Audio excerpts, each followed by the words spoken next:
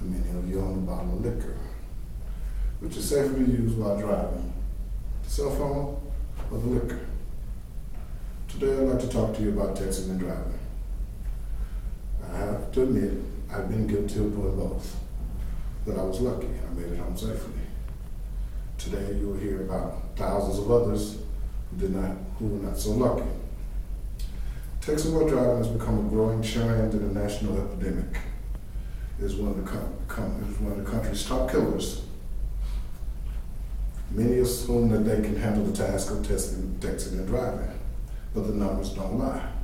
Texting while driving is a lethal cocktail. Well, most of us are aware of the drinking and driving dangers. Many are not aware of the texting while driving dangers. So today, I'd like to talk to you about some of the dangers, some of the consequences, the stats, prohibitions and punishments, and preventions. The dangers of texting and driving are obvious to some, especially to those of us who are guilty of doing it and downplay their swerve or a near miss. According to the National Highway Transportation Safety Administration, if you text while driving, you're 23 times more likely to be in a car crash. You're also 6 times more likely to cause an accident than driving while intoxicated. Matt Richtel of the New York Times says that driving while texting is just as deadly as driving while with the blood alcohol level of 0.08. Now, 0.08 is the legal limit for driving under the influence in most states, and punishable by fines, loss of driving privileges, and jail time. According to the Virginia Tech Transportation Institute, if you're texting while driving at 55 miles per hour, it's like driving blind for 5 seconds, during which you would travel the length of a football field. And those are just some of the hazards of texting while driving. Some of the more severe consequences. Some of the consequences are, according to the Department of Transportation, 25% of all accidents are caused by texting while driving. That comes out to 1.6 million automobile accidents a year, which leads to over 500,000 injuries and over 6,000 deaths. It comes out to better than 16 deaths a day. Although adults are included in these numbers, teens are 4 times more likely to be in a car crash if texting while driving. 82% of teens aged 16 to 17 on a cell phone. 34% of teens admit to texting while driving, while 52% admit to talking on their cell phones while driving. 77% say adults are hypocrites because they tell them not to text and drive, yet they do it themselves. 48% of kids aged 12 through 17 say they have been in the car while the driver was texting.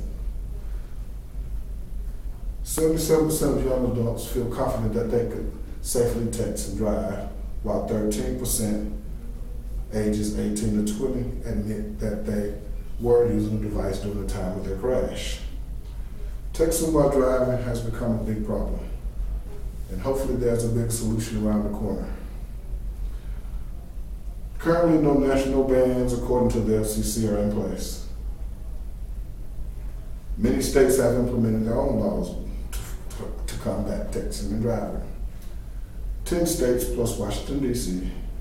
ban all cell phone usage while driving. 43 states plus D.C. prohibit texting while driving. 32 states prohibit novice drivers from any cell phone usage. Montana is the only state that has no restrictions on cell phones while driving. Now, as far as punishment for breaking texting laws, I found that there are only fines in place that vary from state to state. California being the most lenient with fines as low as $20, and Alaska being the harshest with fines up to $10,000. But on average, in states like New Jersey and Wisconsin, Fines are around $400.